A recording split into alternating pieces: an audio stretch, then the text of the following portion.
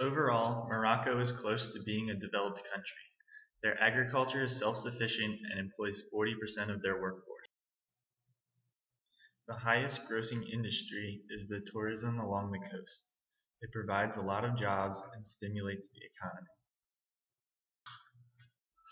Fishing is a major export in Morocco.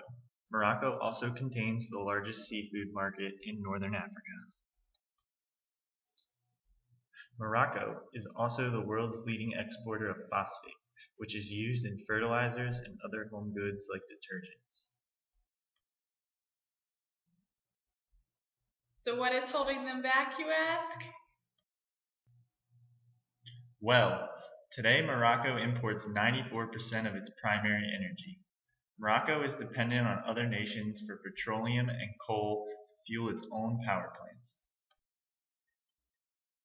Energy demand in Morocco will have doubled by 2020 and tripled by 2030. In order to become economically self-sustainable, they need to be able to produce their own energy and not import it from surrounding oil-producing nations. So what's our plan and how's it going to help? Our plan is to implement wind turbines because, as this map shows, the Moroccan coastline is perfect for the harvesting of the constant coastal winds. The coastline has a huge potential energy source of wind power estimated at 25,000 megawatts a day. These 5 locations that are already in use can generate 1,000 megawatts when pushed to full potential. Creating more wind farms on undeveloped coastal land will increase total energy production to its potential while not disturbing large settlements. With this $1 billion grant, we can generate and maintain 1,000 megawatts worth of energy per day with hundreds of wind turbines. 1,000 megawatts can power 240,000 to 400,000 US homes a day. The Moroccan equivalent would be closer to 1 million homes because per capita they use far less electricity.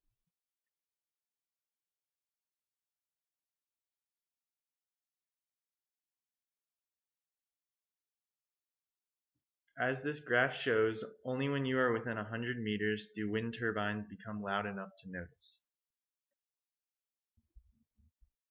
Contrary to beliefs, wind turbines only kill 20,000 to 37,000 birds a year in the U.S., while 90 million birds die annually by flying into buildings, and 130 million die in collisions with power lines, and millions more are killed by pesticides and domestic cats.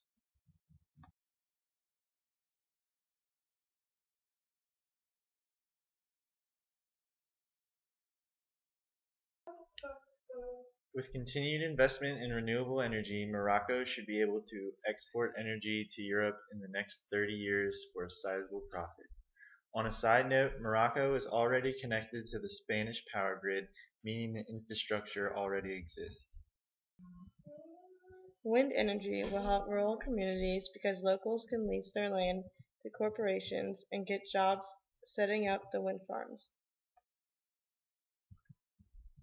The energy created from the wind can also solve the freshwater shortage in Morocco. The power generated can be used for the desalination plants up and down the coast.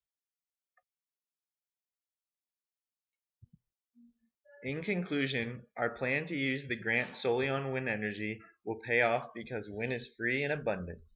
Not to mention the price of energy will only rise for future generations.